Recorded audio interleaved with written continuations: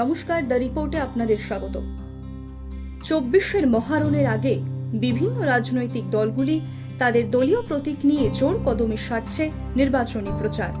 আর পদ্ম শিবির থেকে ঘাসফুল শিবির সকলেরই পাখির চোখ লোকসভা ভোট।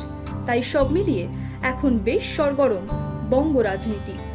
তবে এর মাঝেই এক অবাক করা তথ্য এসে পৌঁছেছে আমাদের কাছে। সূত্রের খবর, কেন্দ্রে ক্ষমতায় থাকা ভারতীয় জনতা পার্টির প্রতীক পদ্ম ফুলের নাকি চাহিদা কমেছে ফুলের বাজারে। আর তাই পদ্ম চাষ করে তা বিক্রি করতে রীতিমতো হিমশিম খেতে হচ্ছে পদ্ম চাষিদের।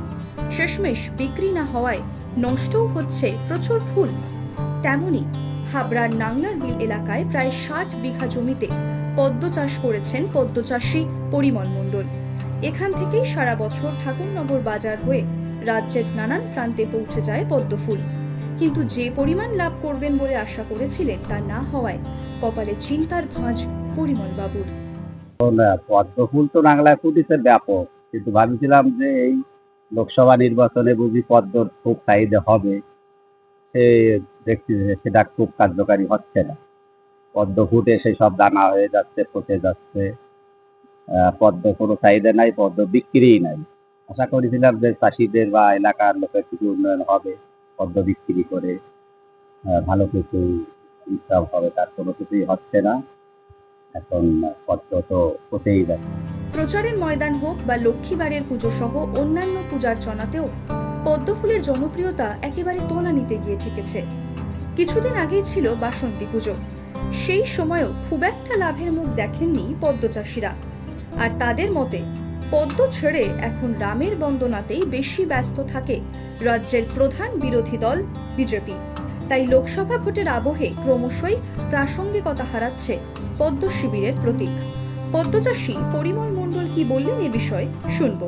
না, পদ্ম নিয়ে ভাববে না রাম নিয়ে ভাববে, সেটাই তো একটা বিষয় হয়ে দাঁড়ায়। এখন তো রাম সে ঘরে ঘরে, তারপর এখন বাথরুম পায়খানাও নাকি চাচ্ছে শুনলাম, বিভিন্ন রকমের হচ্ছে এগুলো। সেরকমের এখন ফুলের গতিতে বোঝা যায় যে সেরকম কিছু হতেও পারে। ঠিক আছে, যেরকম আমি দেখাতে পারি যে আমি আমি একজন সাধারণ মানুষ, আমার ওই যে ১,০০০ মতো পদ্ম, আমি আশা করেছিলাম যে তুমি ২,০০০ টাকা ২ টাকা করে হলেও ২,০০০ টাকা হবে, তার কিছুই হলো না। এটাই তো একটা বিষয়। পরিমল বাবু মনে করেন মানুষ বোধহয় পদ্ম চাইবেন না, কারণ তারা উন্নয়নটা চায়। এখন মানুষ পদ্ম চাইছে কি না চাইছে, বা আশা করি ভালো চাবে না বোধ হয়, কারণ মানুষ তো উন্নয়নটা চায়।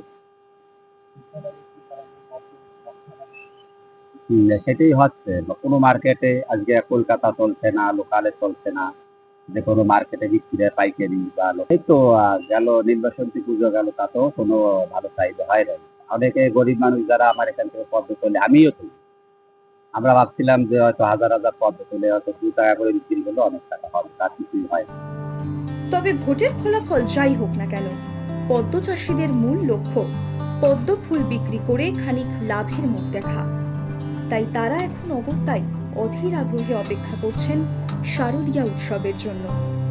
মা দুর্গার কৃপায় লোকসভা ভোটের সময় হওয়া ক্ষতি যদি সেই সময় কিছুটা হলেও পূরণ হয়, তাহলে মন্দ হয় না। আর তাই এখন বাড়তি ঝক্কি সামলেও বিপুল সংখ্যক পদ্মফুল কোল্ড স্টোরেজে রাখার চিন্তা ভাবনাও শুরু করেছেন তারা। হাবড়া থেকে শান্তনু বিশ্বাসের report, the report.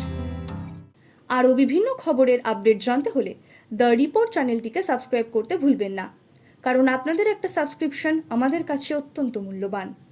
Joy Hind.